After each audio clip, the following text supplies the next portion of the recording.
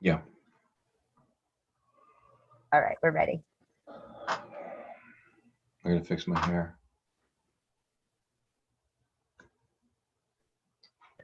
That was live. Was it? Yeah, we're live.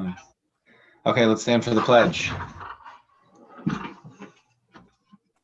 I pledge allegiance to the flag of the United States of America and to the republic for which it stands, one nation, under God, indivisible, with liberty and justice for all.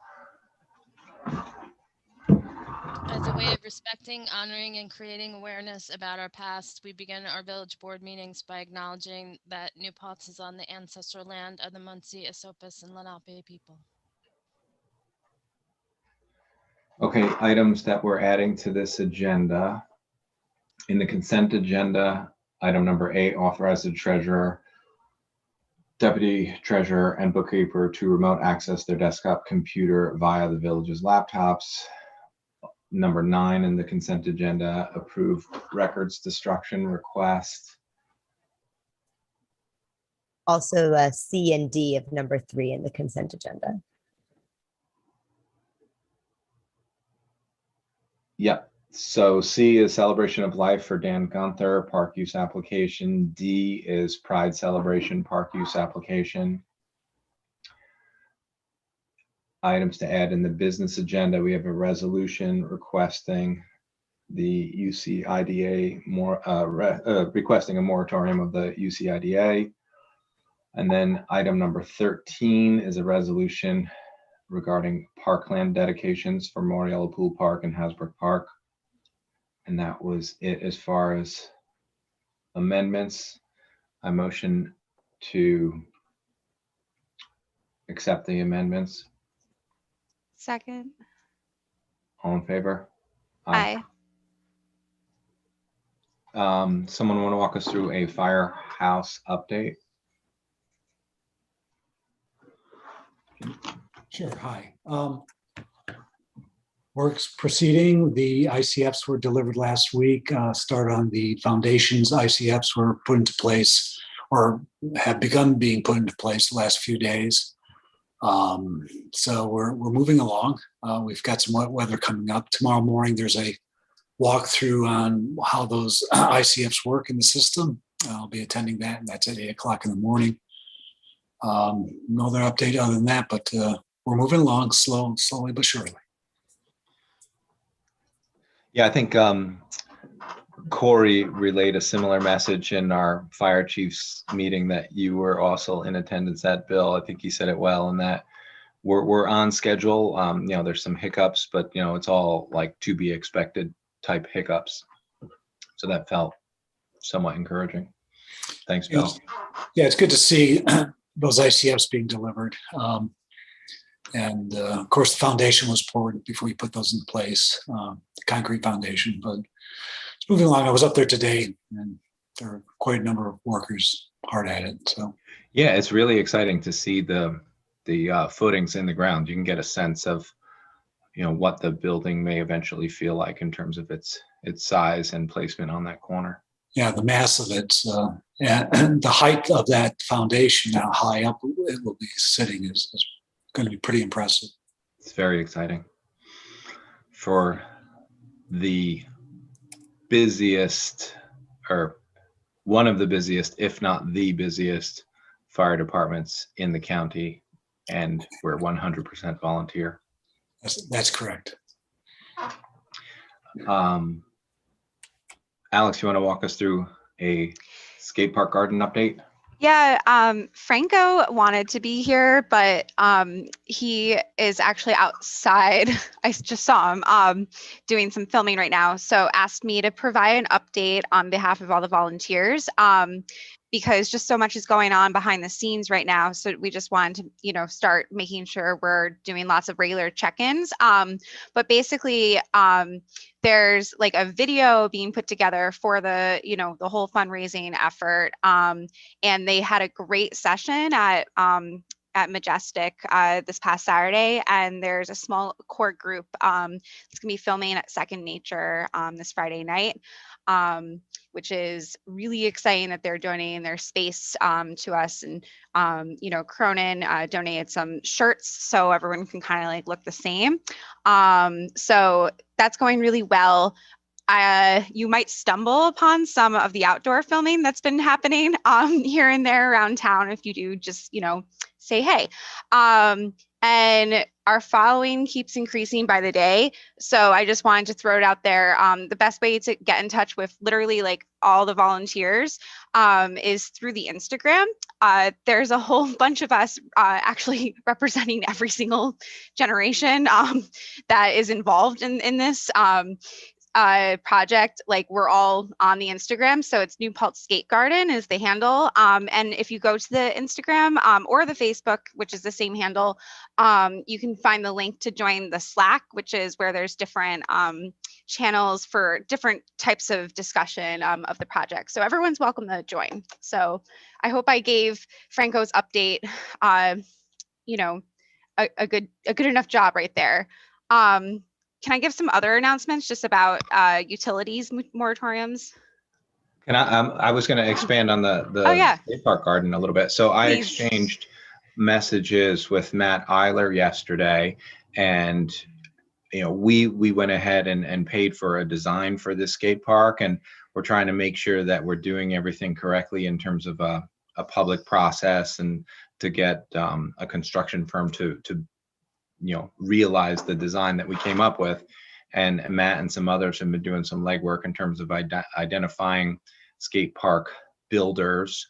So it seems like a next step will be involving putting together an RFP and get different builders to you know, submit proposals in terms of how much it would cost to construct this skate park that we've imagined for this corner. And I think what's interesting is this is about a 15,000 square foot skate park. Saugerties has a really fantastic skate park as well. Theirs is 5,000 square feet. So this is a very different scale. So it's super exciting. We're definitely, you know, swinging for the fences as far as a design for a skate park. Yeah, thank you. I'm really excited about it. Okay, so quickly, just wanted to tell everyone about utilities, that the moratorium has been extended. The governor hasn't signed that bill just yet. I don't think it's even, I'm not sure if it's been delivered to him or not, but there's really no reason why he wouldn't sign it. But basically what it would say is it extends a moratorium on utility termination of services after the COVID-19 state of emergency is lifted or expires for a period of 180 days after such expiration, or until December 31st, 2021, whichever is later. So to just translate that, in terms of utilities, you're good for this year. If you are already in arrears, though, New York's Public Utility Law Project, or PULP, recommends that you just give your utility provider a call and self-certify, and let them know that, you know, you've experienced a hardship, or, you know, a change in your finances, or however you want to word it, just to be on the safe side. And then on the tenant landlord end of things, you know, there's a similar hardship form that protects you from evictions. And we are still awaiting for, it's the New York State Office of Temporary and Disability Assistance that will be administering the $2.4 billion in rental assistance that the state authorized in the budget that passed the other day for tenant and homeowner relief. And so I found out a little bit more information for our landlords that I just wanted to share quickly about how this rent canceling would work, even though we don't know what the actual application looks like yet, or the info it will require. landlords will be able to initiate the application on behalf of their tenant, and like to get paid for, you know, rent that's due, if it comes to that. Of course, tenants can initiate it, of course, but I know this was a concern that some of our landlords in town had.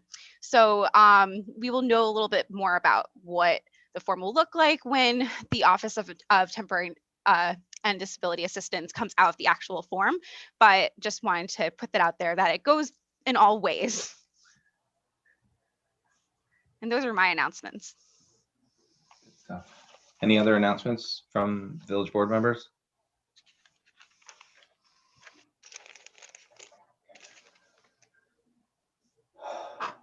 Okay, so we have a public hearing regarding changes to our code regarding storm sewers and stormwater management. I don't believe we ever opened this. Is that correct, Ariana? So I should motion to open the public hearing. Yes, you should. Motion to open the public hearing. Someone want to second it? Second. All in favor? Aye. Yeah. Have we received any feedback for this proposed code change? Nope. Should we, you know what, maybe I'll write a letter and send it to the paper summarizing that we're going ahead with this, you know, in addition to all the legally required noticing. You know, I feel like our board has always done a nice job of erring on the side of being extra communicative when we consider laws. So I'm going to go ahead and do that. So let's keep this public hearing open, and we'll encourage folks to respond, either email or show up at the next meeting. And then have we received any comments regarding the short-term rental law? This is the We public have hearing. not. Okay, I'd also like to keep that open. Maybe we can do the same thing, like relay to the community that we're looking for some feedback before we close it and adopt the new law. Okay, moving along.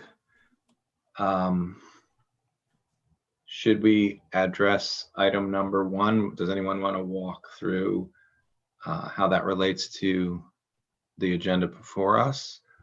Or should we just hand the baton to Janelle and Amanda? Okay, Amanda, I think I actually had an anxiety dream that you were in last night. I'm not kidding. And it was super positive too. The dream included, you know, thanking you for a lot of this work. But for real, you were in my dream because you do so much work on behalf of our community.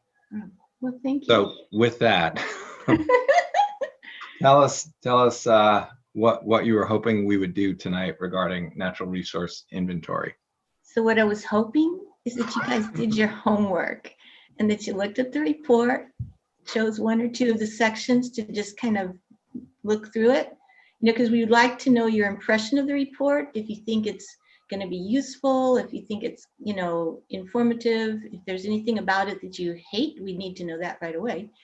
And then that you would try the online storyboard, you know, as kind of like novice users.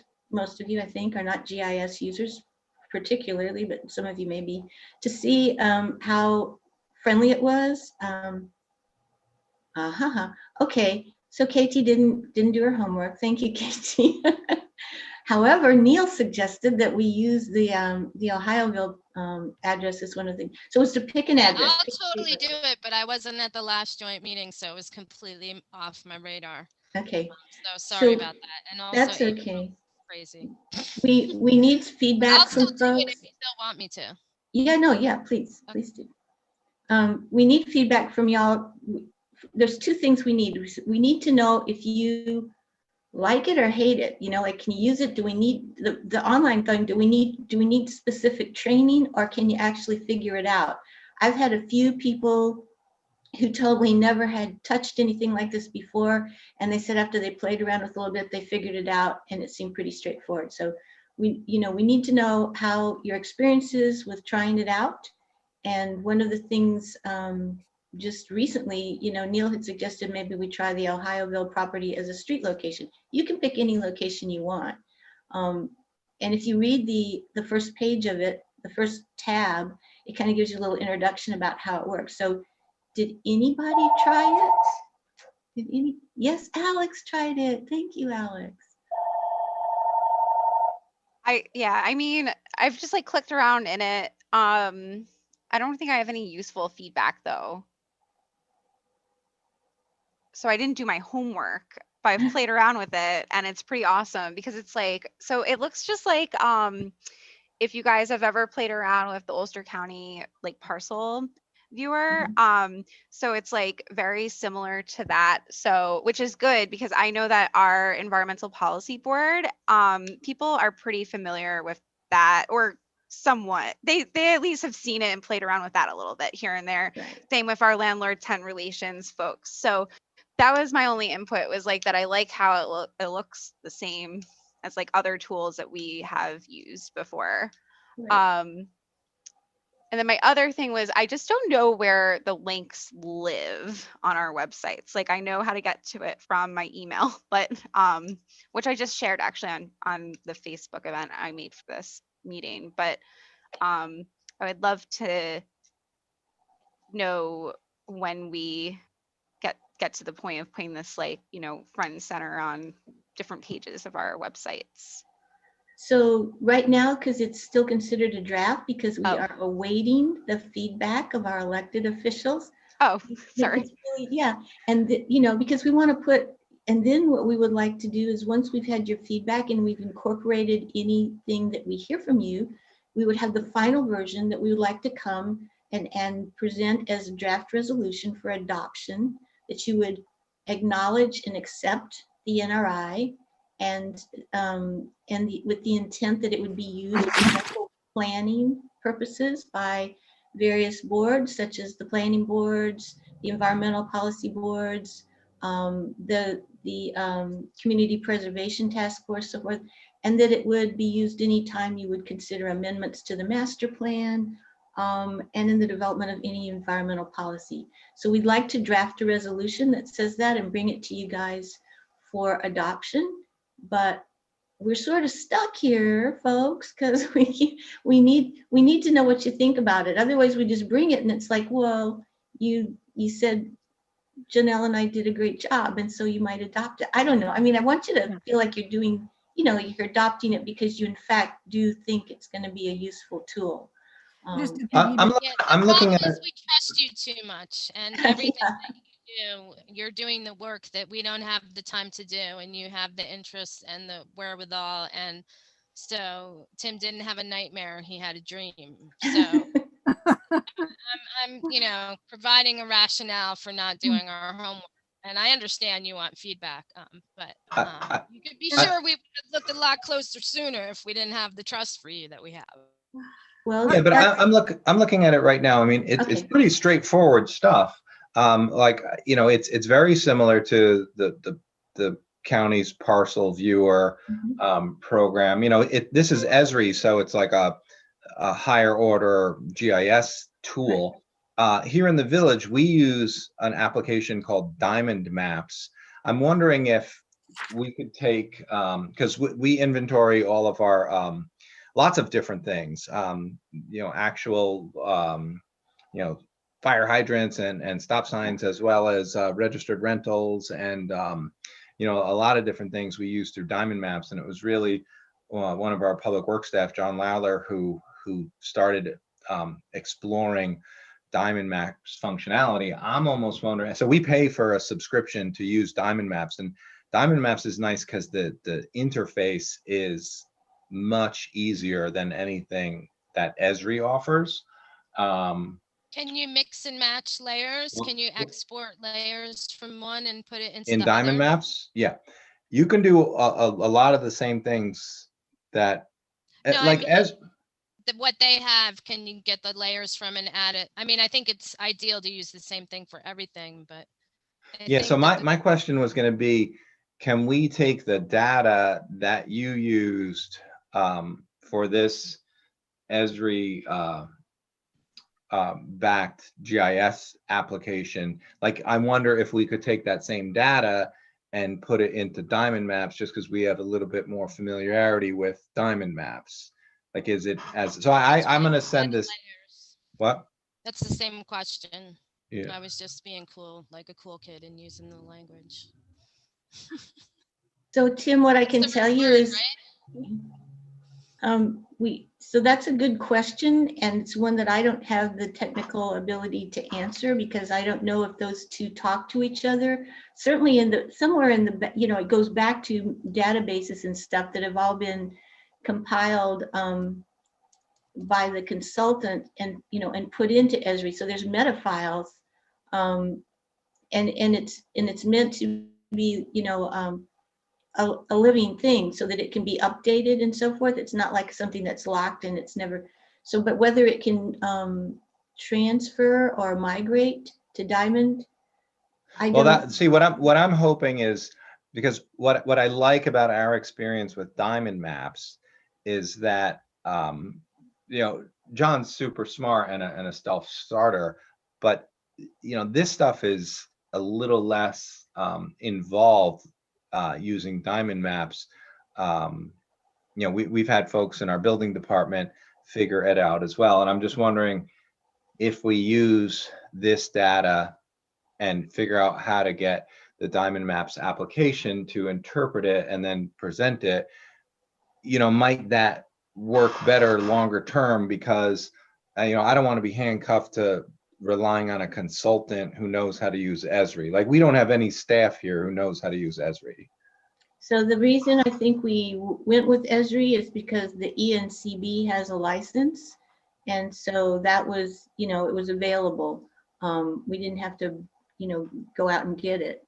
Yeah, I mean, the village has paid for Esri licenses in the past too, and no one does anything because no one knows how to use it. Okay. So I don't think that this is something that's going to get updated, like real frequently. I think it's something that we would go back and look at in 5 years and say, I mean, these are the natural resources,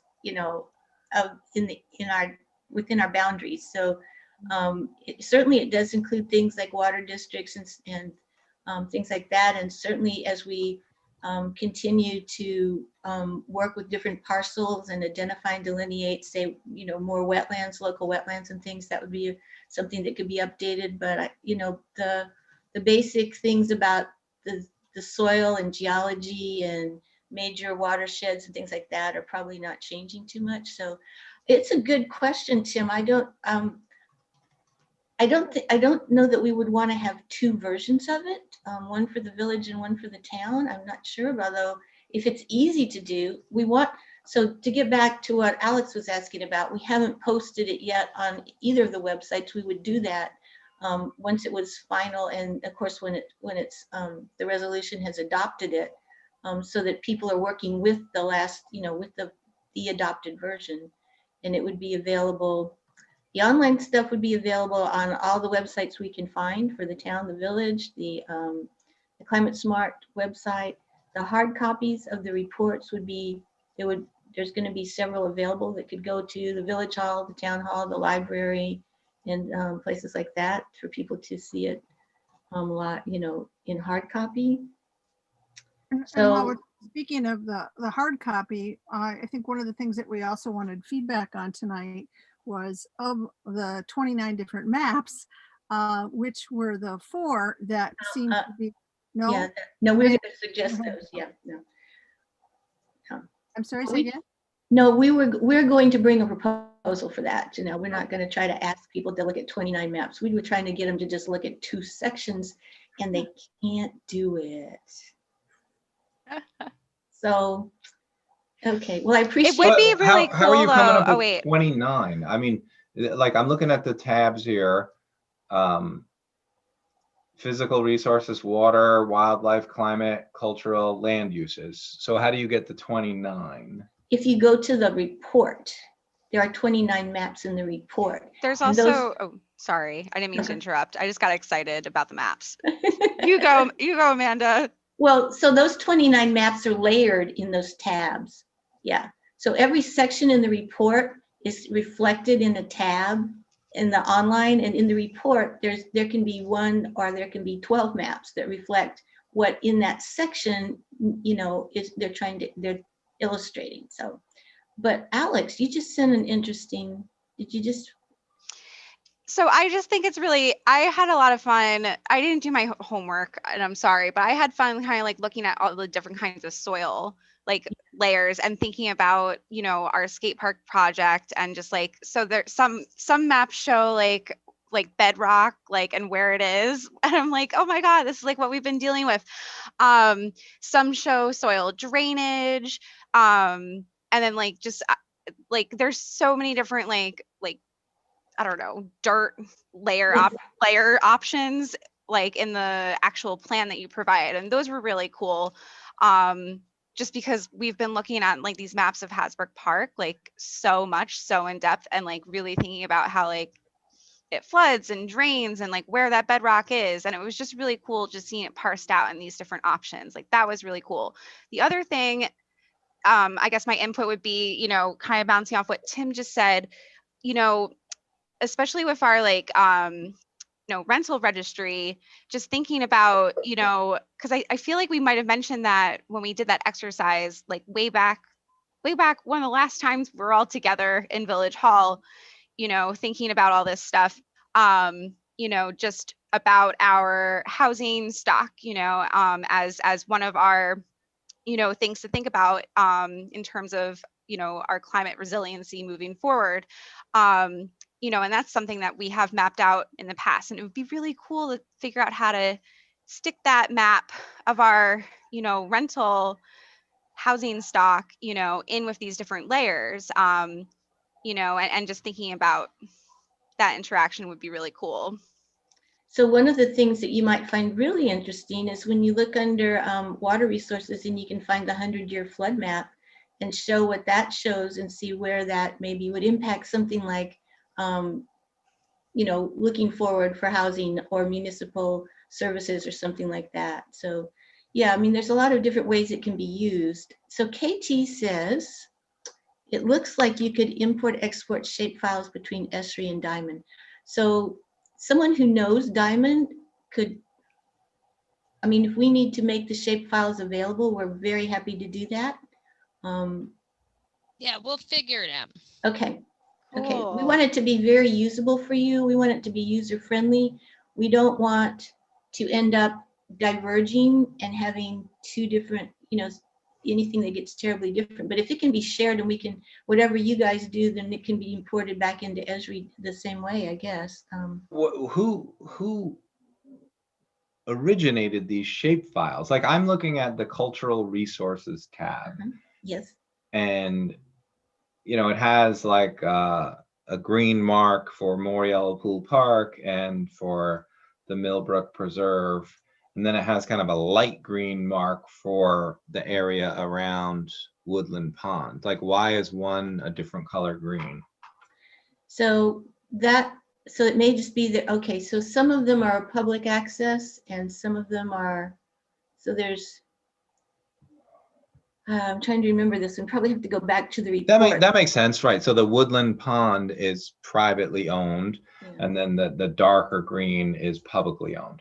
Right. But you know, the other thing that I noticed, so Moriello Pool Park, if you actually look at the shape of it, and I've been battling with New York State Parks. You know, our board is super aware of my ongoing battle with them. But even just looking at this map, they would not agree with the shape of Moriello Pool Park. There's a carve out to the south, which they are insisting would be considered parkland by the National Park Service. Meemaw has its own street, block, and lot number with the county parcel viewer. And in this map, it, you know, it indicates that it's a separate parcel. So I also would be like, I want to understand, like, is this a tool to guide decisions, or is this going to, you know, be a tool that you have to abide by? Because, you know, straight away, there will be disagreements. Yeah, no, it's a reference. And the Okay. thing about it is, you know, you can zoom in and out. And when you start to, you can get down to too much granularity, and it's no longer accurate. I mean, you could, even if you, I mean, I looked at my own address, and it showed the road, you know, not actually where it is. It showed it into my yard. So I mean, so things, you know, things, if you zoom in too far, things get a little out of, so it is a reference tool. Yeah, to, okay. Yeah, guidance, absolutely guidance. I So don't know you, Amanda, though, but I'd like to give Alex a point for her homework, because to my mind, one of the reasons that we really wanted people to take a look at this is not only just for a sense of ownership and accuracy, but also that by viewing and interacting with it, that you begin to see the value. And your example, Alex, was perfect. I mean, here you are, you're working on the skate park, and like, even for the skate park, this is useful, you know. So that to my mind was part of the homework, is just Yeah. to realize the value of utilizing And this. one of the things about the report that we worked on very hard with the consultant is that each section, each chapter is about a particular resource, and that they start out explaining what the resource is and why we should care about it. And then what does it mean in New Paltz? So, you know, start off very general, soil is, and they talk about, but then what are the different kinds, and why do we care about soil? You know, what does it mean in terms of a natural resource? And then what does it mean for New Paltz, and where is it, and what do we, so we tried to have them structure each section like that, to, you know, start off with the bigger picture, and then say why it's important, and then come down to where it is and what it is in New Paltz, and then all the maps are there. So we're really hoping that as a hard copy document, it was also very, I mean, it's a compendium. It's quite comprehensive. It's quite full of tons of data. It's one of the things that's pulled. There's been a lot of references and reports and documents that have been produced over quite a time about different things in New Paltz. This pulls them all together.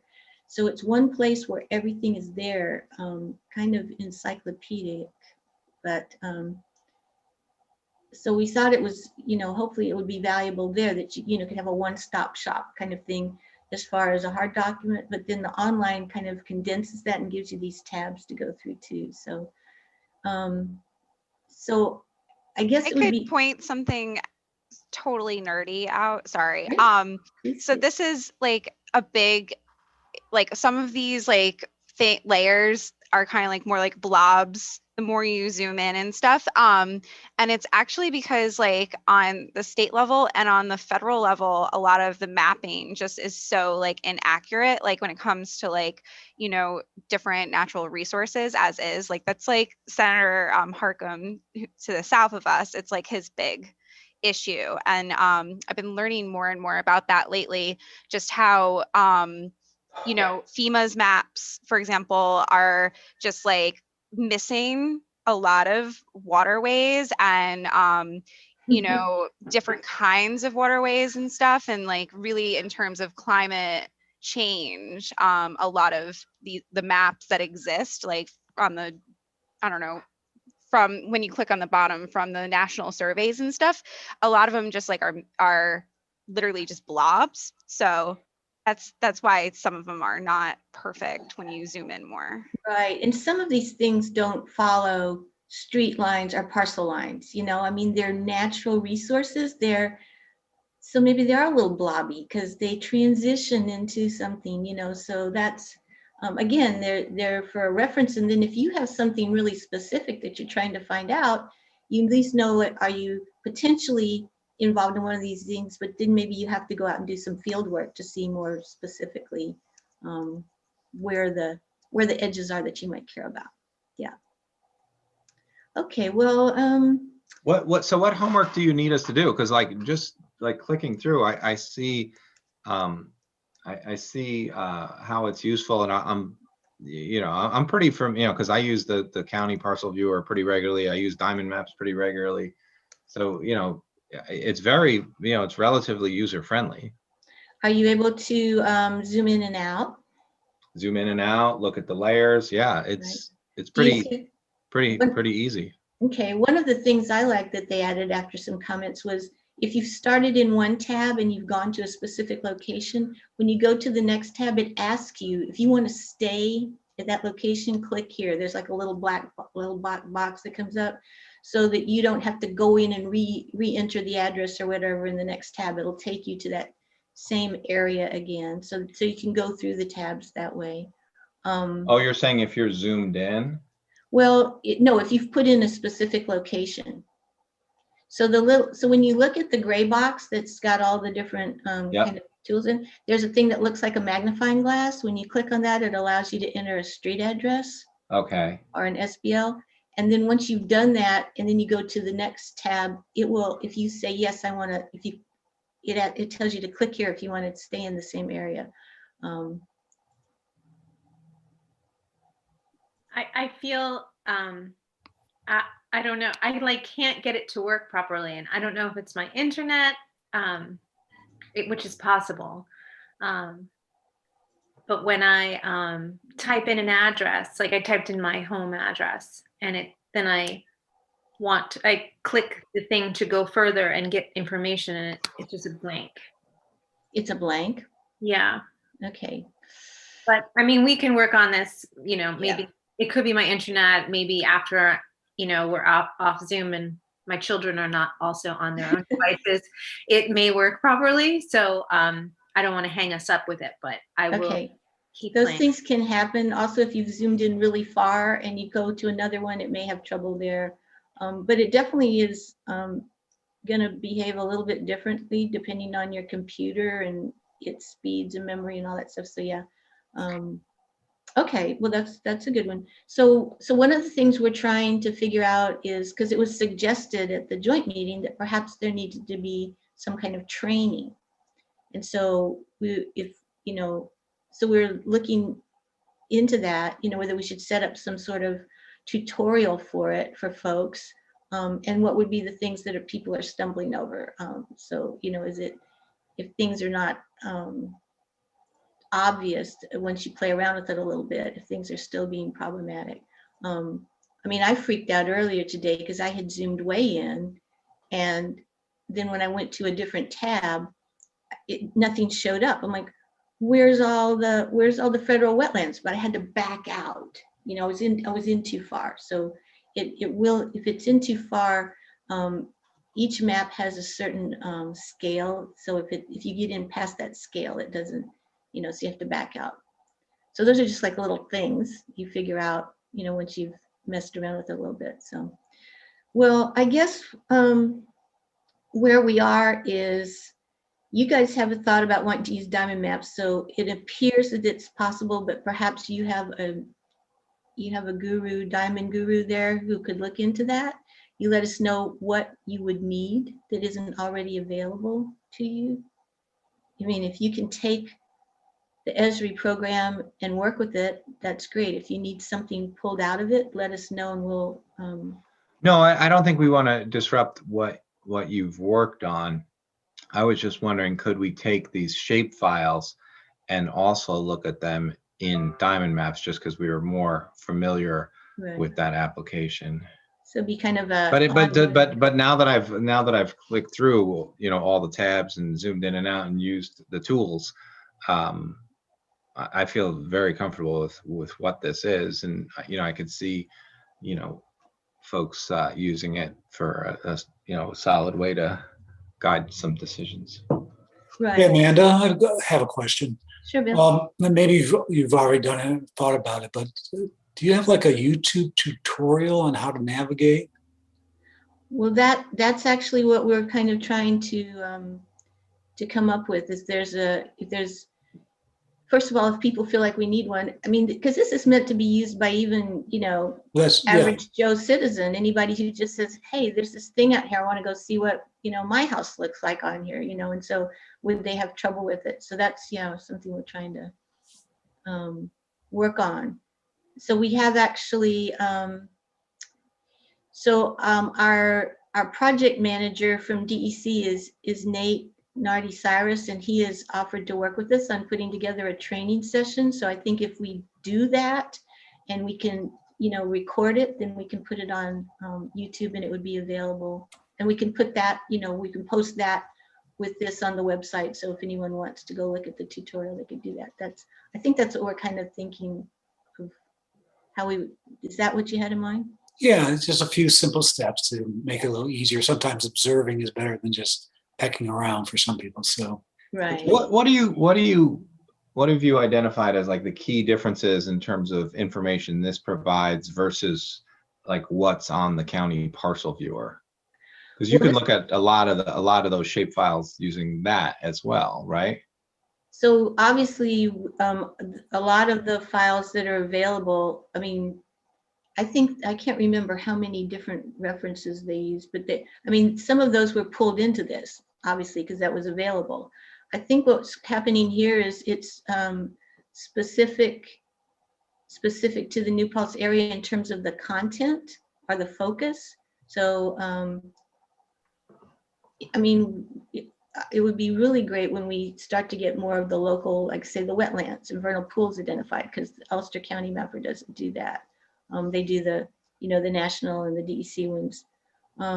It has more information, I think, on the habitat and the resiliency. We've got our own town specific 100-year flood mapping that goes above and beyond FEMA's, because it includes not only the river, but the rainfall, the pluvial, and it does the projections, including, you know, with climate change assumptions that we have seen in our vulnerability assessment. So it has some additional information in it that you wouldn't find in the Ulster County parcel viewer.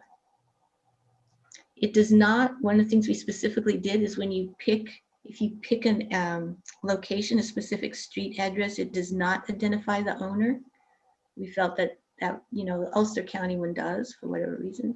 But we felt that, you know, that was something that we didn't want to infringe on anyone's privacy.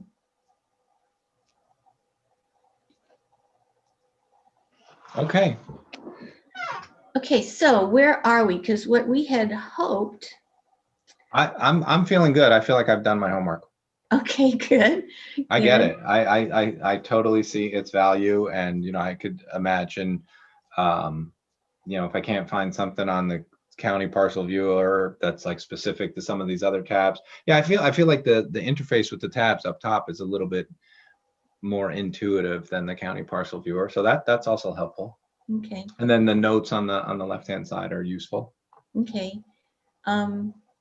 If you ever get a chance to look at the big report, you'll also see there's some really interesting like little sidebar things and stuff like that, and lots of photos. We had, you know, lots of, like I said at the other meeting, we have over 20 people have spent more than 280 hours working with the consultant, providing input, review, corrections. I mean, I think it's been looked at very carefully by people who are very knowledgeable about local resources here. And, you know, the whole section on historical resources, the chapter is really fascinating. It's hard to capture that on the, you know, on these tabs. So there's a lot of information there. So what we were hoping is that we could come back to the next meeting, which is a joint meeting in May on the 12th, I think, and present a resolution, a draft resolution for adoption. And so first of all, I need to know if you feel that you would be comfortable with that, you guys. Yeah, sure. Just adoption as like it's an official tool that we recommend people, you know, refer to. Yeah. Right. And if it's at the joint meeting, do you need a resolution for the village and a separate one for the town? Like, No, we do joint. Okay, great. That makes it easier for us to write one. And it would be that you'd have accepted it, and the intent is to be used for local planning, any amendment to the master plan, and for future development of environmental policies. Is that language okay?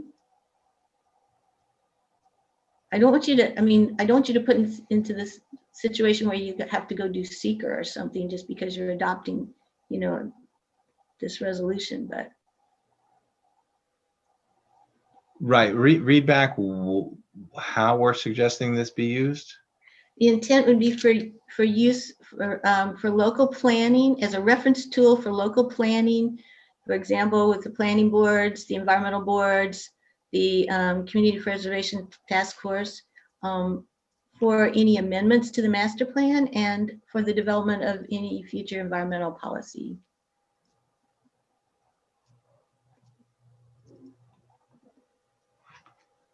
It sounds, I don't know.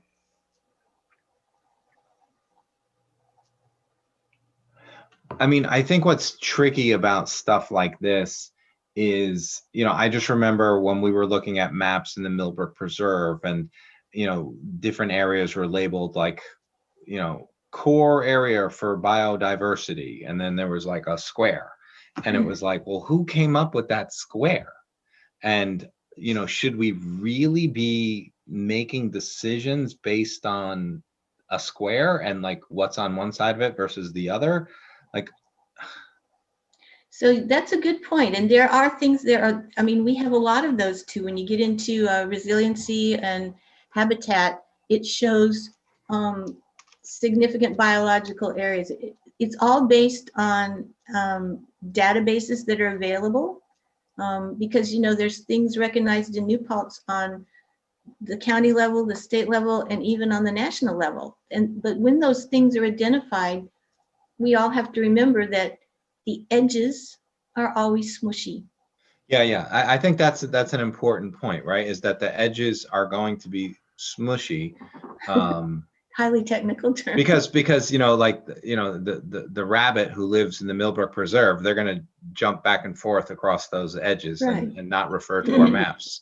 They've not done their NRI homework. Right. Right. The thing is, if the habitat supports a certain type of vegetation, you're going to get certain type of critters because they all need those things. And as it gets to the edges where it starts to get drier or get higher or get, whatever, closer to development, those things become less attractive or less able to support those things. So once you look at these areas though, and they're there, the idea is to like go, maybe this is something we should take into account and pursue a little further, dig into a little bit more. Maybe it's something that shows up that you had no idea before until you get all this information. You go, oh, wow, this is like, there's even more cool stuff here than I knew. Like everybody knows Millbrook Preserve has water and trees, but maybe there's something else about it that's interesting, that it's a particularly attractive habitat for some kind of critters. I'm just wondering if we can make sure that we have wording that protects planning boards where, let's say you have an applicant and they're referring to this tool. They're like, look, I could do whatever I want here because I'm on the other side of that square. Oh, yeah. You know what I mean? Like, yeah.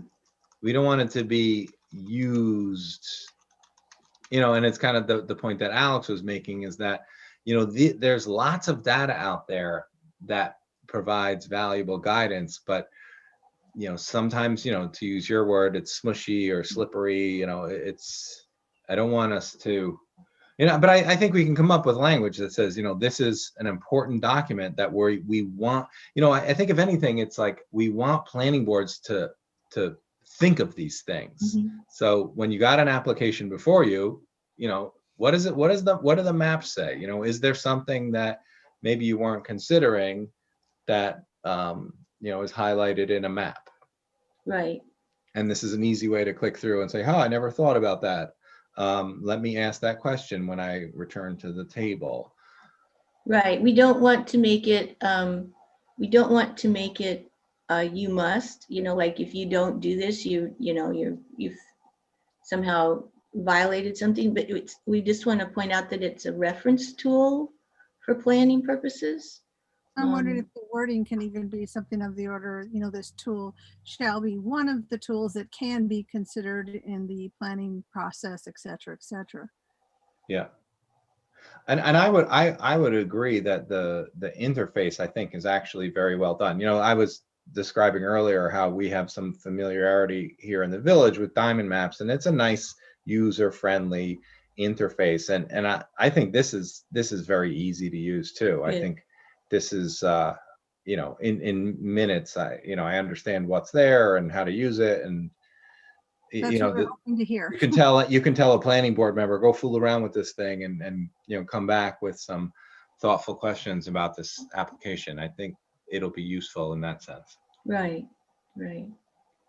Yeah, okay. Well,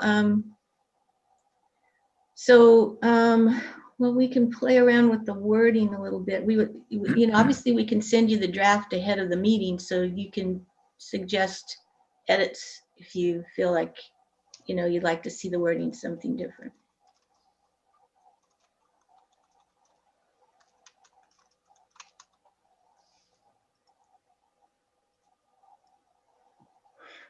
Yeah, like I'm looking at the wildlife and habitat resources, and like when you zoom out and you look at the whole town, like the area to the west is like this mustard colored thing, and then Ohioville's like orange, and then there's like a darker orange north of that Ohioville area. So where do you see what those colors represent? Should it be in the narrative to the left? So in the narrative to the left, it's a little bit harder to see that, but when you go into the boxes, if you look at the, in the gray box, there's a thing that looks like little squares. Oh yeah. On the left-hand side, it's like a triangle, a square, or is it the second one? It's the second one. Yeah. So now it actually lists them, and everyone that's green is clicked on, so they're turned on. If you turn them on and off, you'll see which thing it is. Oh, wait. Nope. I find like on each layer, it's helpful to kind of add the roads base layer, because we know where we are based on roads. Yeah. Like right now I'm in the water resources tab. I had, for some reason, I just never knew that we had the Humpo kill as like, what, like, how did I not know that? Sorry. It's outside the village. But then kind of navigating it by adding the roads base layer, and then adding like streams and stuff and seeing how they all connect is pretty cool. You can add the DEC streams one too, and it just adds all this other like connectivity between like literally all our waterways. Yeah, it's really cool. Obviously, but it's cool to see. And if you click on parcels, then it'll actually show the outlines of different parcels as well as the road. So then you can kind of, if you're trying to look at a certain area, kind of get oriented as to what's what.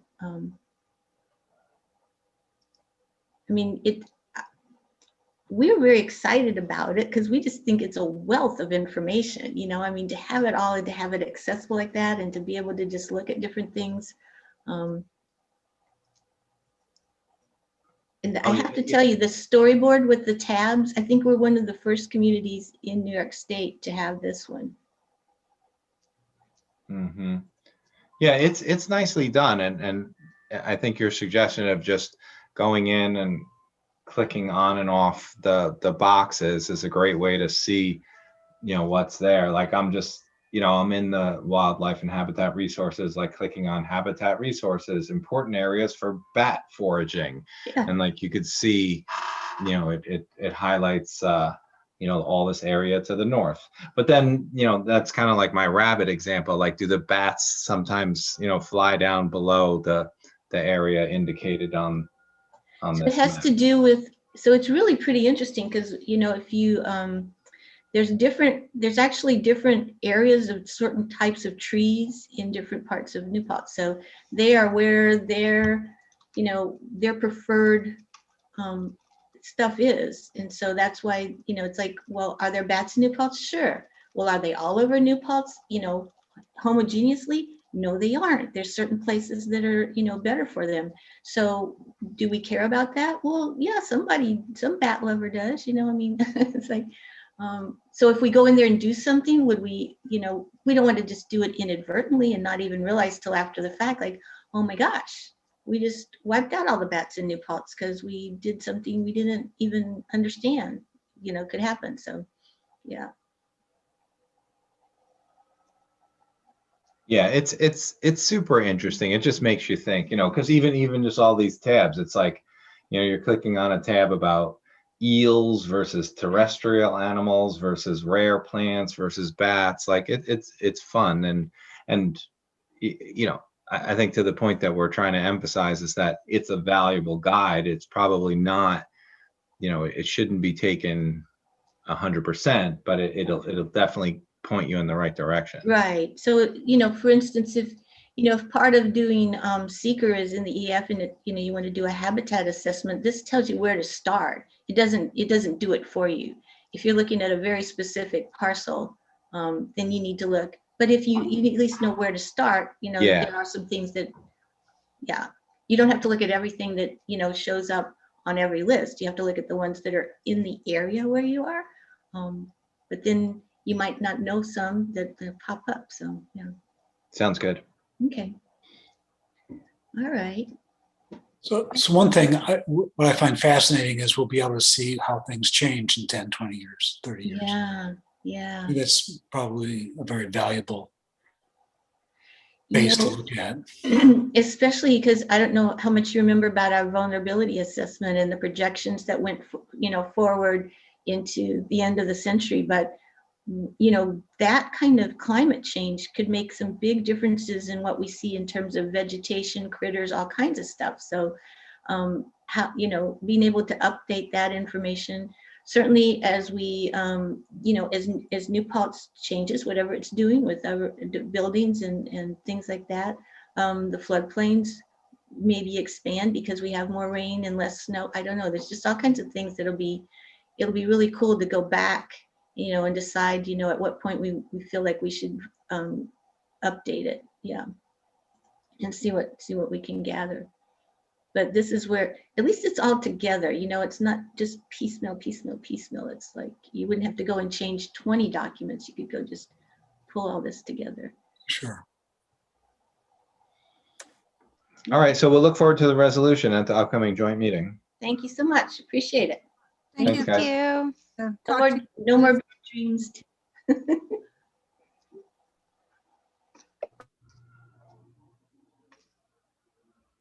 Janelle, did you have anything? I was just Uh, saying, thank you for the opportunity to Yes.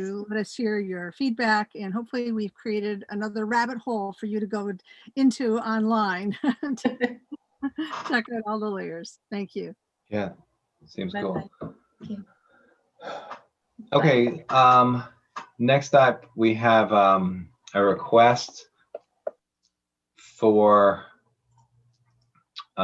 insurance to be waived for a group that wants to use Hasbrook Park, drag artists expressing through performance every Saturday, if possible, 3 to 5.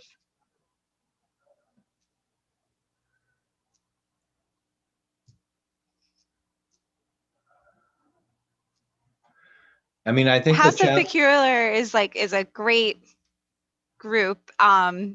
Definitely not currently with funds or anything, because, you know, obviously performers haven't been able to perform this whole pandemic and stuff. So, you know, it's not like they would have insurance at this point, but they're a great group of, you know, local drag queens. Maybe Ari can answer this. Can we attach the latest state CDC guidelines for gatherings to these applications? Yeah, I mean, we definitely could, like, in terms of gatherings, you mean? Yeah. Yeah, totally. As part of the application, returning the application sign and whatnot, that the latest, whatever the guidance is, because it's changing weekly. Yeah, I mean, I have the link bookmarked. I just put it in the chat. Oh, that's Yeah, I mean, I don't think my understanding of how it has been changing is that it's not intended to change for the summer season. That doesn't mean we shouldn't link it, but I do think that it will remain the same, because that was a big announcement before April 2nd, that it's going to be 200 people outdoors, unless you're doing like Excelsior passes, basically. Then you can do up to 500 people outdoors. But so I think, yeah, I mean, making sure that people know what the social gathering limits are is a great idea. Thank you. Okay, so at least we have numbers to follow there. This is a conversation I feel like we've had many times in terms of how the park is used. And I actually feel like we should try to make it a little bit more simple. So I guess, I'm generally very supportive of the idea of, people using the park for art, for sports, for recreation. It's a collectively owned community asset. If me and a few friends want to go play basketball, we don't get insurance. We don't ask for an insurance waiver. If someone is unlucky enough to get hurt, the municipality has insurance. The other thing too is like, we're not charging anyone to play basketball. We're not, it's just people using the park. And I wonder if maybe it's just as simple as like, if there's a drag show, it's a loosely formed group of friends who get together in the park, and how would it be that different from all these people on the Zoom call going into the park holding hands and singing songs? Like, isn't that it's really not that different. I mean, maybe someone can tell me, is this drag in the park, or is it like a profit-making pursuit, or is it just like people getting together and doing a show? It's people getting together and doing a show as one of their biggest fans.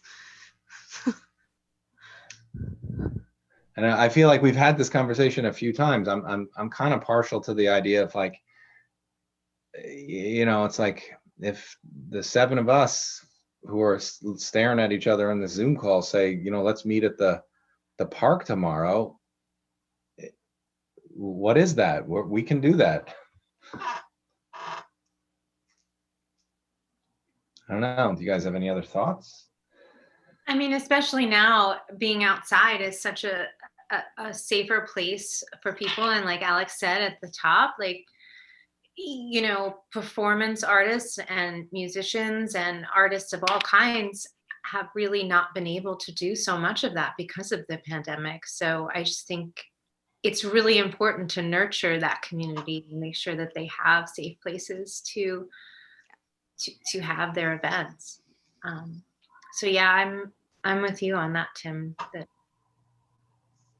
Yeah, I mean, something that's important in this park use application, and says, is the event open to the public, right? So like, if the drag show was, a collection of people, and then, someone walked over and they wanted, they weren't in the drag show, and the drag show was like, you got to get out of here, this is our drag show, that would not be cool. But if it's open to the public, it's fine. I think those are distinctions that really matter. It's like making money. Is it open to the public? I think the thing with like maintaining the property or picking up after yourselves kind of like goes without saying, like, whether it's an event or not, like everyone should clean up after themselves. People do it all the time. I don't know if there's anything else to add on that. I mean, I'm hoping that maybe this stuff is just, there's less to consider than, having a formal park use application review. Yeah, I do like KT's idea of like a punch list. I think we definitely, now that we're getting out of pandemic mode, revisiting just like creating like a list instead of a form, I think would be easier. But just also want to say I'm proud of them for, reaching out and trying to do everything, according to the rules that currently stand, so we can give our local drag queens our blessing.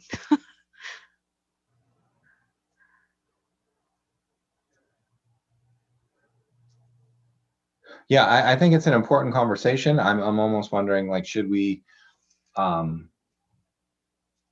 do we have to come out, one way or the other on this application, or can we just say, because I think it kind of boxes us into a corner, and that we're not trying to approve it or disallow it. It's just people using the public park.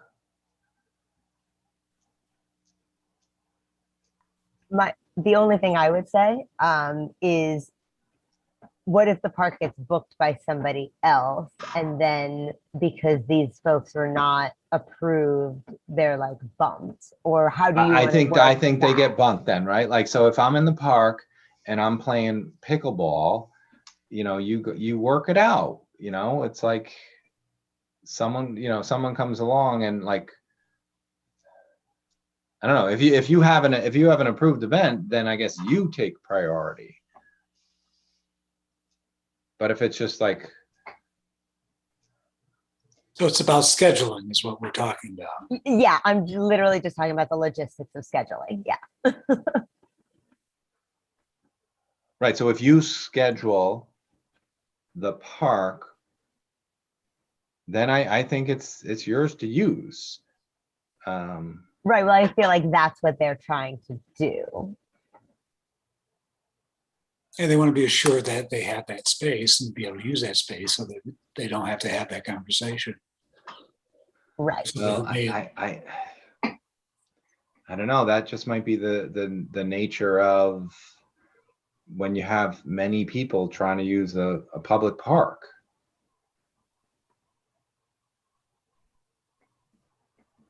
Well, then I guess why did we approve these other things for using the park?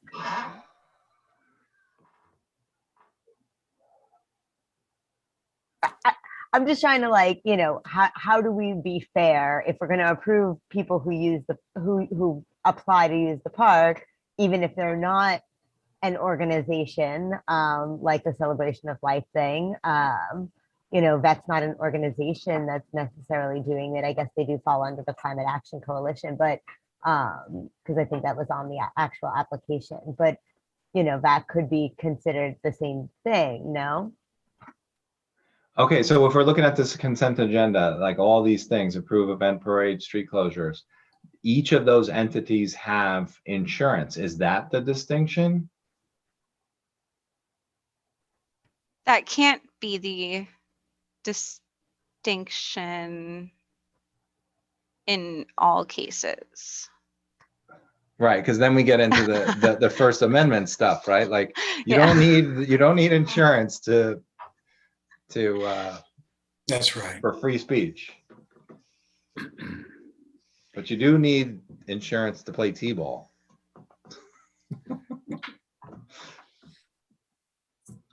This is the hardest question that we have to deal with, and we do this every year. I know. So, so how about this question? Like, t-ball, we approved in the consent agenda for 7 a.m. to 5 p.m. on Saturdays, March 31st through June 30th. Yeah, but aren't we running back into the insurance issue?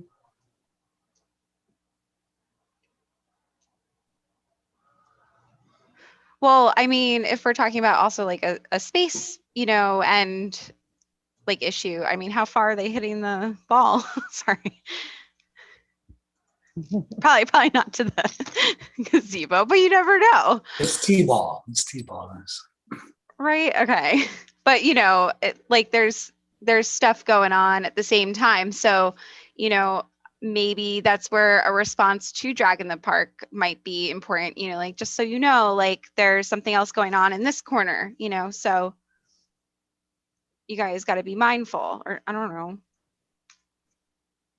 all of each other.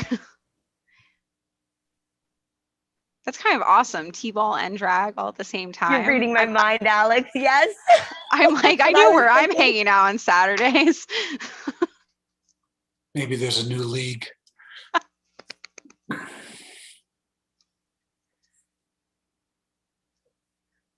And I'm not seeing anything else on the calendar on like the website, like any other major, because I don't think we've had really any events yet come up yet until this meeting really, but I was just like looking for conflicts because I think that would be important to let the Drag in the Park folks know, like, Saturdays that, maybe there was another group that came first or something, but I'm not really seeing anything, just T-ball.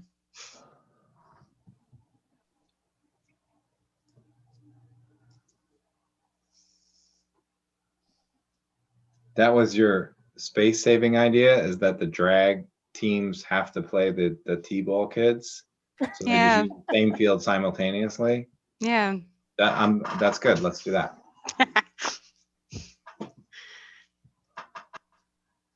That's the best idea we've ever had as a board.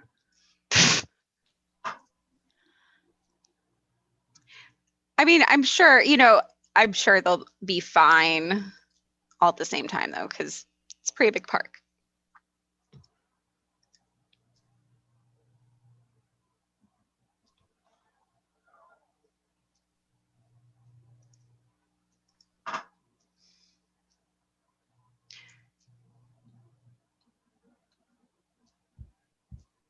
I'm not sure what to do, because I like the idea of not requiring insurance, but then I understand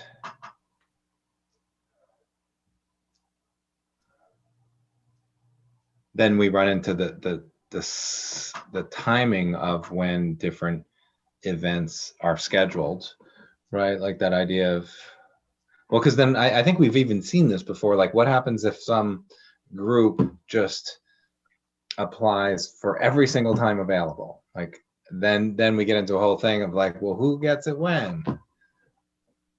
And I've seen that before. I feel like we're like, some team is like, we're gonna use this field every day from 4 to 7, Monday through Saturday, just like, no, you can't. But we don't necessarily have rules that say you can't do that either.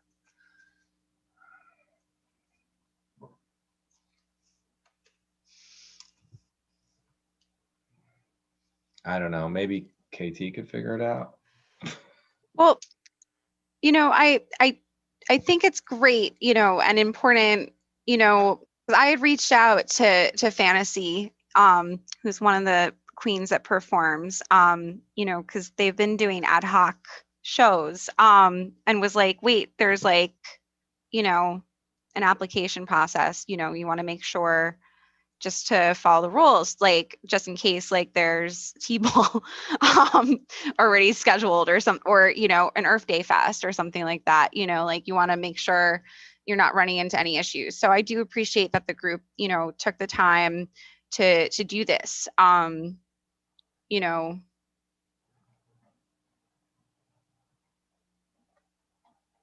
Like, and I think they want to, not run into an issue of showing up, like it takes a whole day to get ready for your it makes a mean? ton of sense to block off when these events would occur, because sure, some other event could be going on, and this way they can let people know, and people can plan, and 2 weeks ago they did like an ad hoc Lady Gaga themed day, and it was really awesome seeing families spread out their blankets and seeing like some of our favorite local queens like enforcing distancing in the most fabulous ways. I made a bad joke about like if you wear stilettos, you gotta make sure they don't go too far because we have cables underground. Oh, yeah. So I don't know, I just appreciate that the group did follow our weird rules that we don't even understand always and we need to work on. Do you think there's any possibility that the group could find someone who has an insurance certificate and they can reference that? I mean, that's what we've told other groups to do in the past. I mean, it's a little bit funky, because we ran into trouble when if it feels more like a free speech thing, you don't want to tell a group who's just like a political organization that just wants to, talk about a particular concern to go and find someone who has insurance. I don't know, but maybe that's the solution this time, because then that would be useful for this concern of like locking in some time, certain days of the week, and then there's less ambiguity in terms of, oh, well, maybe some other events going on, and like, what do we do if we are anticipating being there,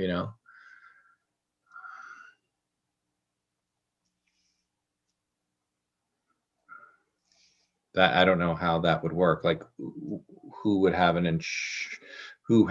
it be like another like a entertainment venue who has an insurance certificate, and then they would call their insurance broker and say, can we also include these afternoon park shows? I worry about that request creating a bit of a hardship.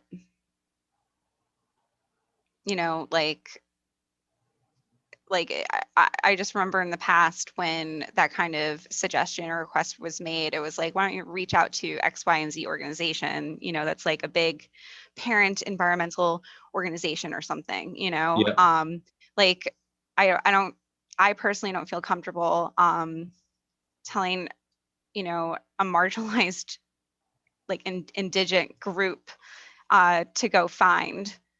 Well, also, yeah, I mean, also because it's a group that is just that they're not charging people to come to the show. They're not raising money at all. They're not. This is purely just for fun, right? Yeah, it's for self-expression. It's and it's a culture. I I I would argue that we in New Paltz need to figure out better ways to support,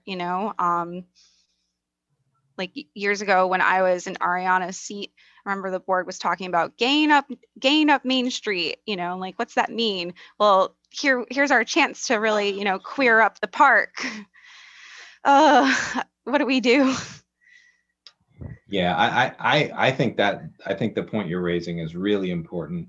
I think our community is much richer when groups want to go in the park and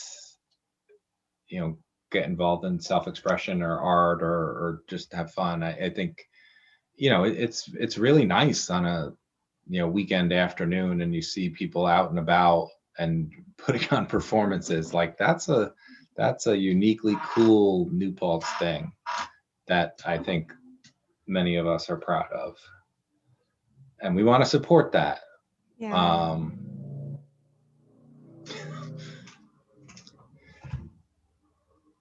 Maybe we can ask Will if we could just go ahead and fulfill that request to waive the insurance requirement and use this, which you just started explaining, as the rationale, because there's community value to supporting the arts.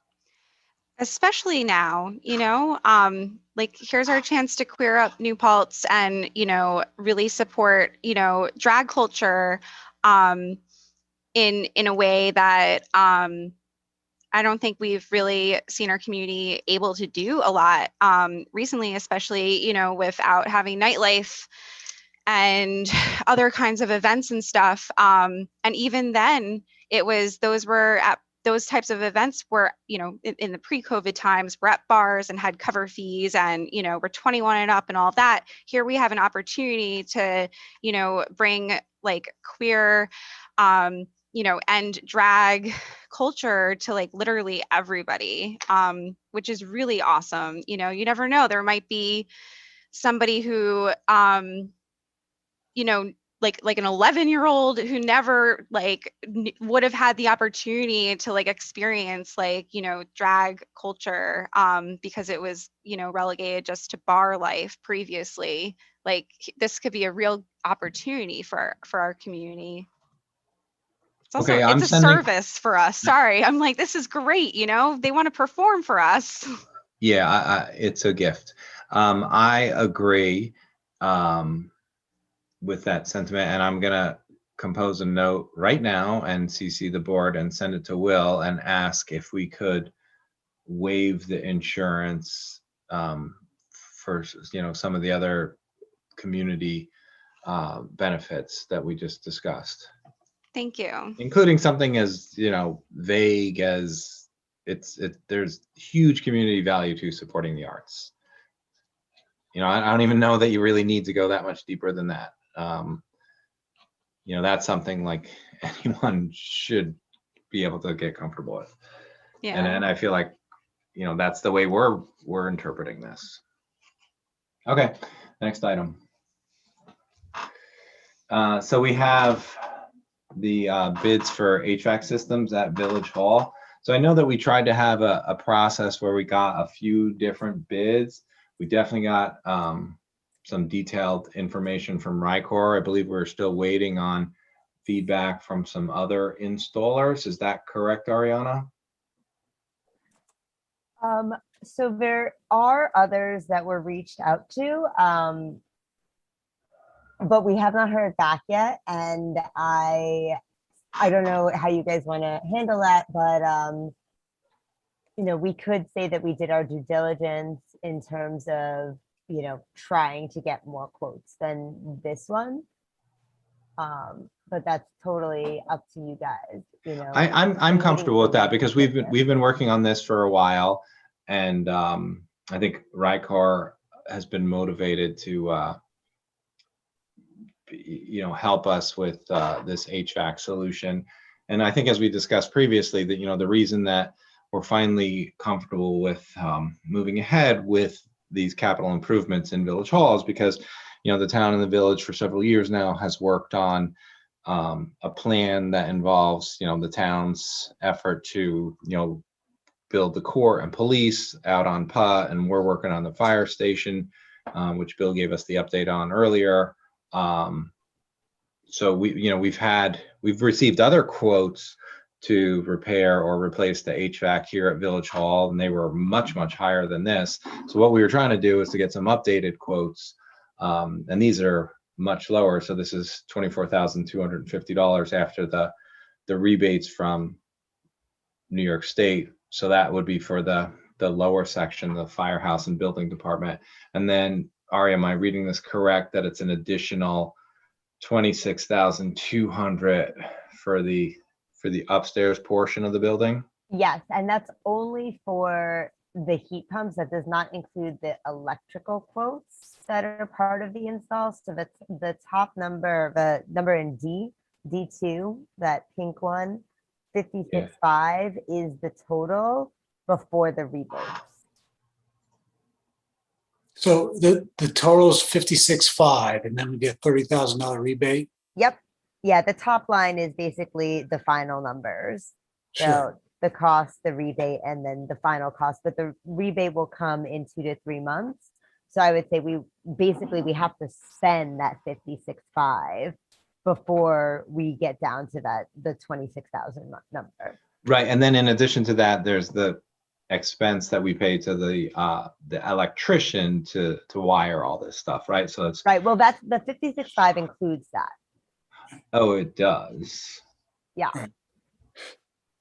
So that's 15 units for $26,000. Yeah. Oh, that's kind of hard to beat. It is very hard to beat. This is a good deal.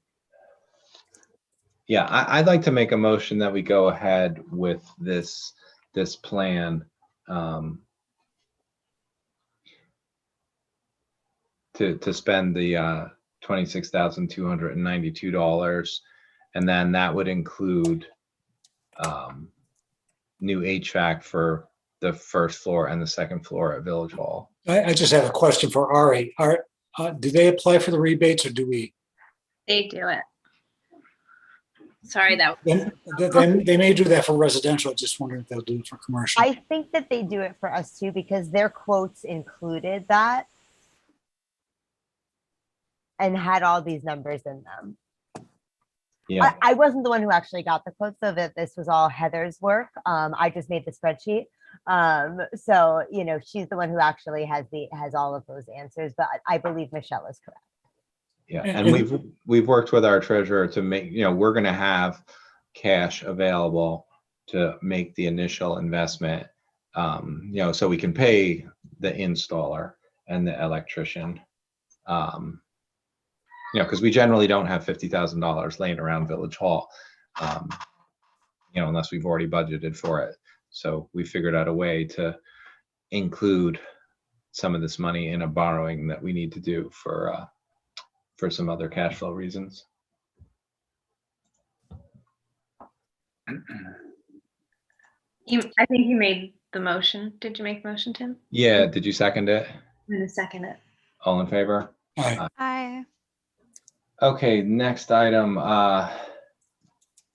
is the fire protection contract. I would like to go ahead. This is the contract that we have with the town of New Paltz to provide fire protection service. You know, this is an annual thing. The cost is always based on the previous year's number of calls in the town versus the village. So I'd like the motion that we move. Tim, contract. Yep. just 1 second. There's a paragraph here that needs to be changed or go away. It's paragraph 9 related to the substation. Oh, good point.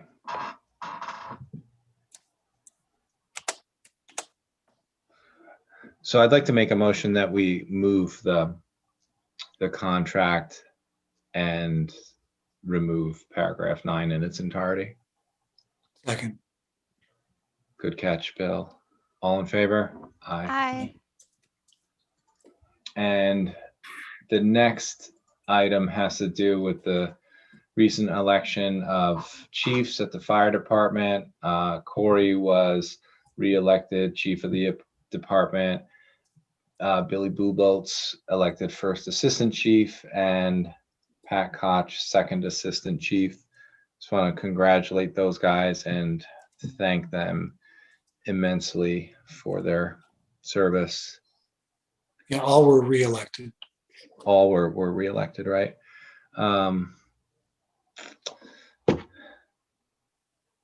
Need a second?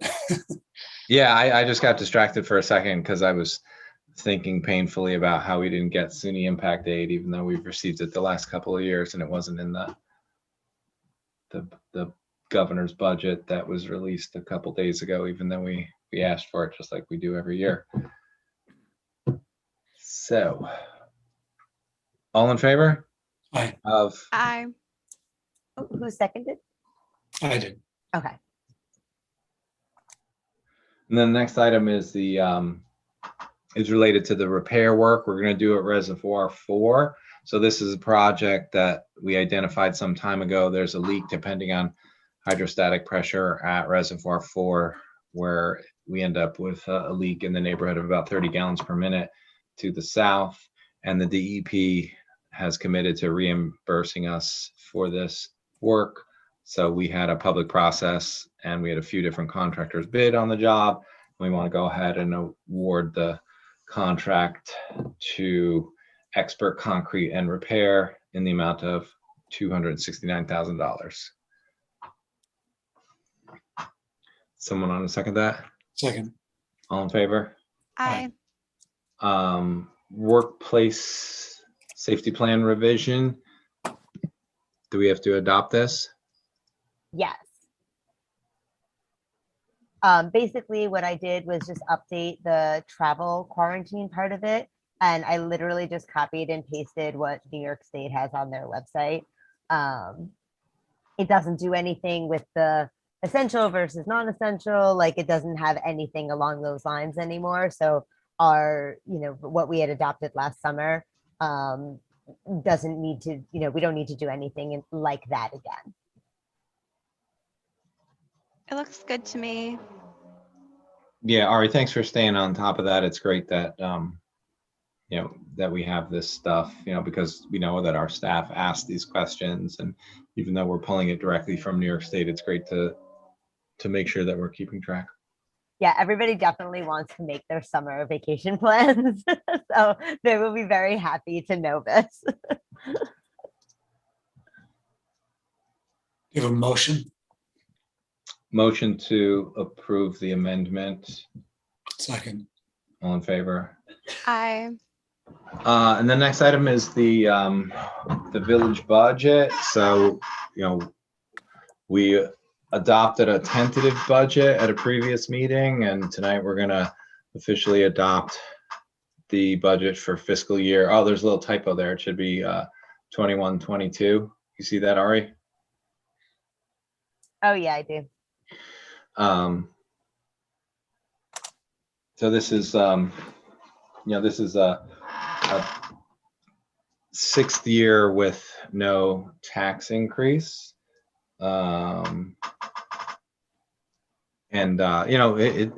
was not an easy budget to come up with. It definitely required looking very closely at our different revenue lines and expense lines, and being fairly conservative.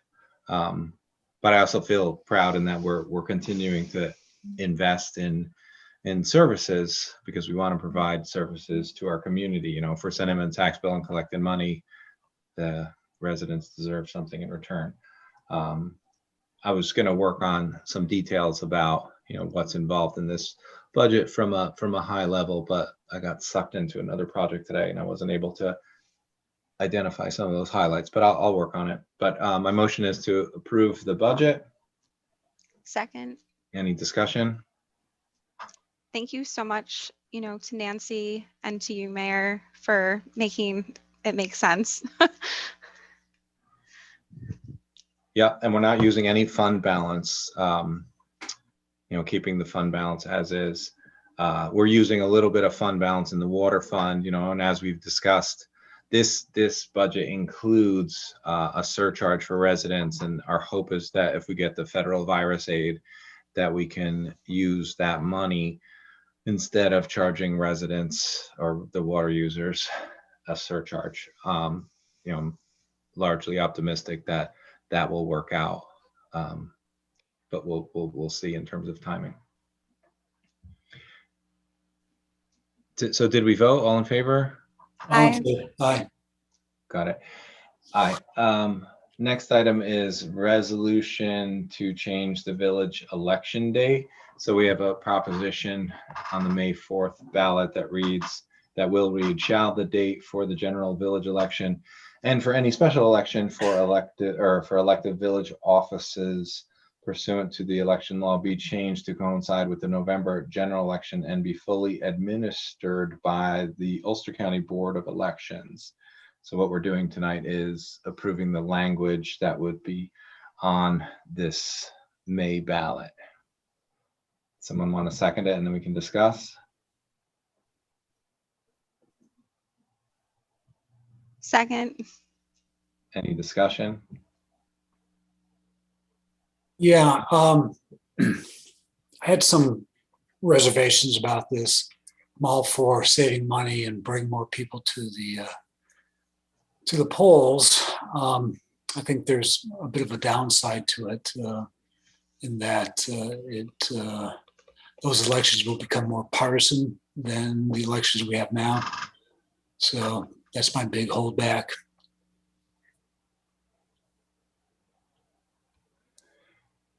Yeah, my thinking on that is that, it's still a local election where, what's good about local elections is that people generally have a better sense of who they're voting for. So,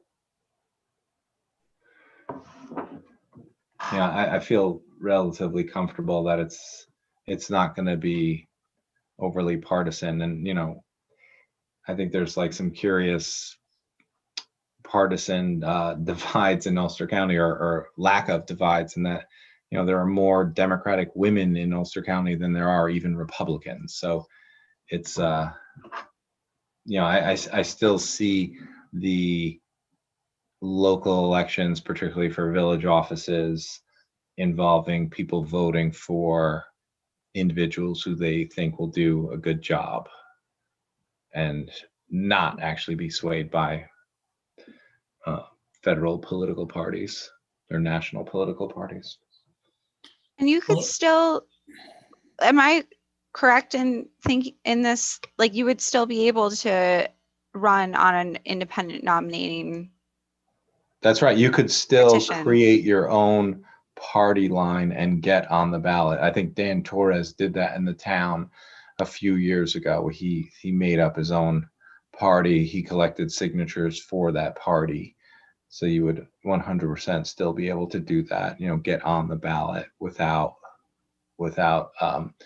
competing in a primary or getting a local Democrat or Republican board nomination or committee nomination. The issue with that is without a major party support, it makes it that much more difficult for a lot of people to run.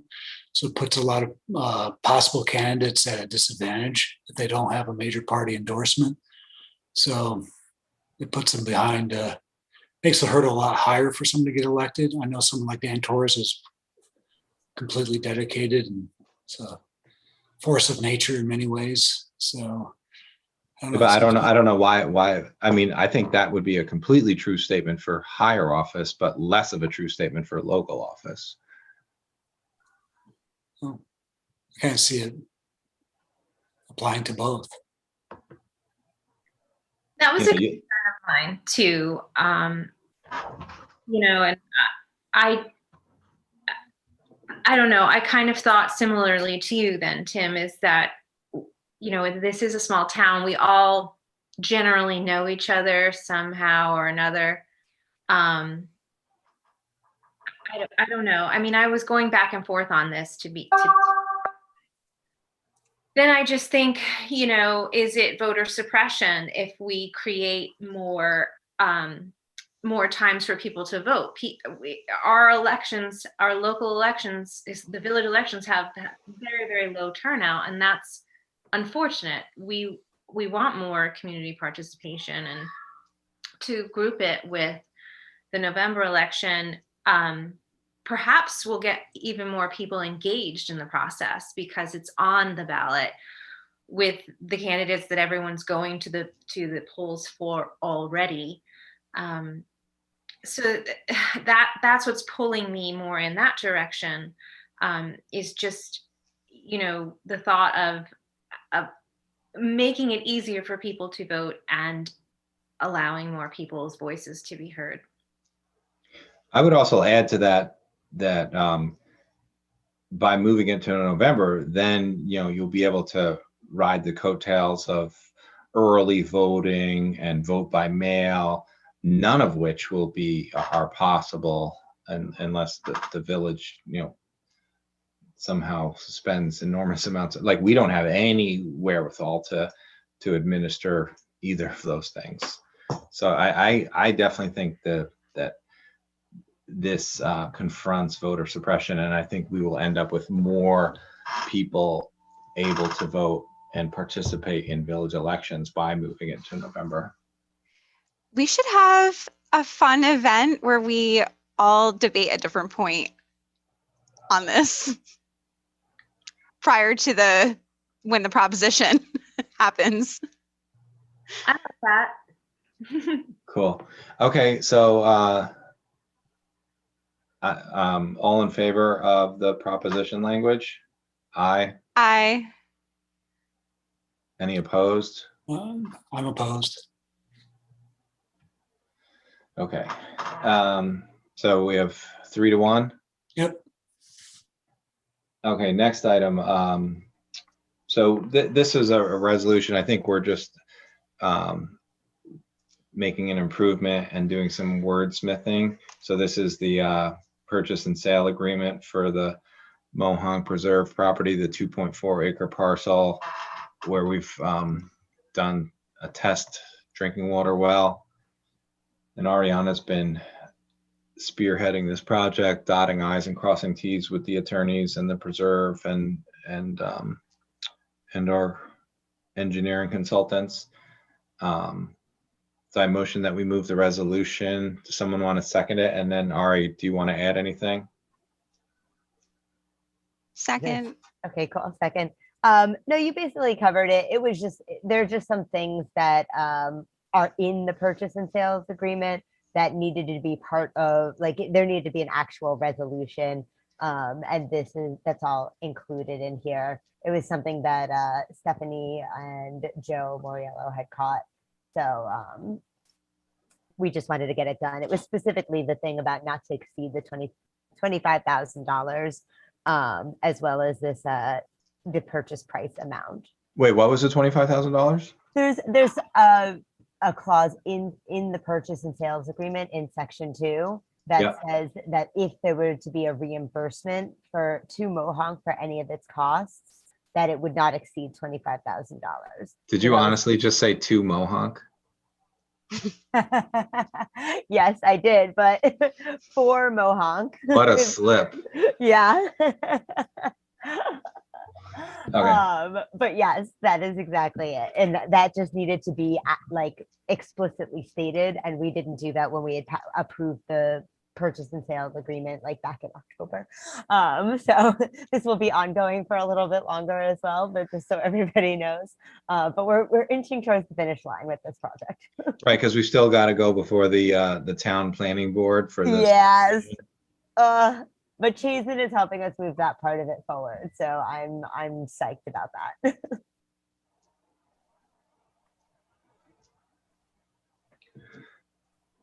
You guys want to vote on it? Yep. Did someone second it? Yep, I did. All in favor? Aye. Aye. Any opposed? Let's wait until KT returns. We'll just do it at the next meeting because she worked on this Ulster County IDA moratorium resolution. I'm kind of guessing. I would rather, this is a memorializing resolution. So all we can hope for is that Terrence writes an article. I don't think that many people care what we say about the IDA, unfortunately. I care. Sorry. Yeah, we'll wait. Okay. So the next item actually is important. Well, the other one's super important. It's just whether or not people care or listen to us.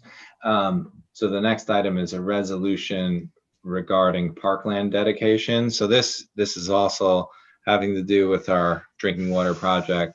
So we have to alienate the 1/4 acre around the wells at Memorial Pool Park and then offset that alienation by expanding Hasbrook Park.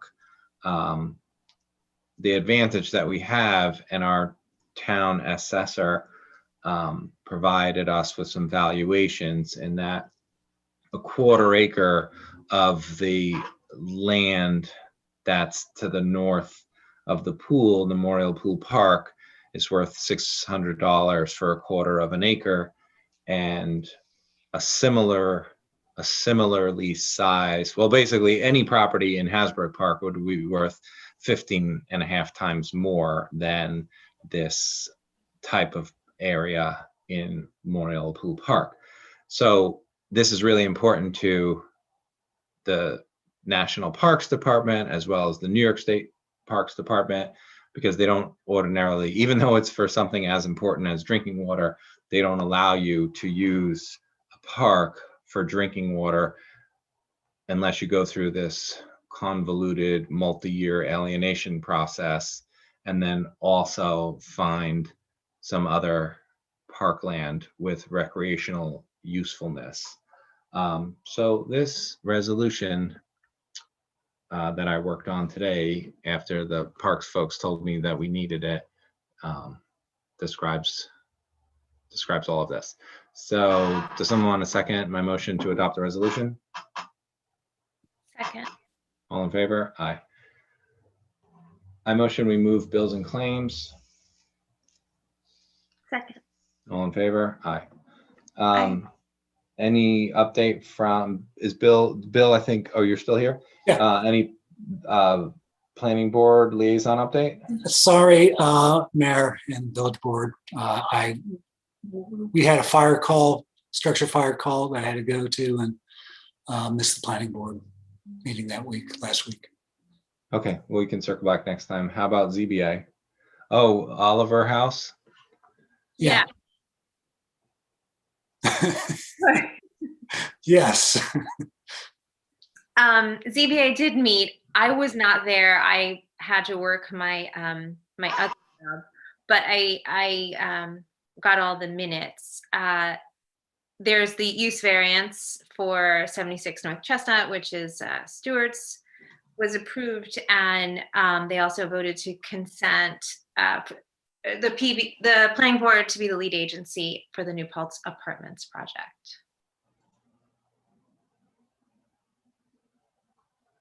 This is exciting news, and Bill's working on, Bill, what are some of our next steps with the Oliver House project? Sure. Well, I had an email exchange with the attorney this past week. She's awaiting confirmation that the plat was filed, and then I can follow up with Stewart Shops on a closing date. So we're close. Awesome. Inch by inch. Yep. You got to be patient in this game. Okay, I think that's it. So we can motion to adjourn. Second. All in favor? Aye. Hi. Okay. Good Bye, night. everyone. Good night. Thank you.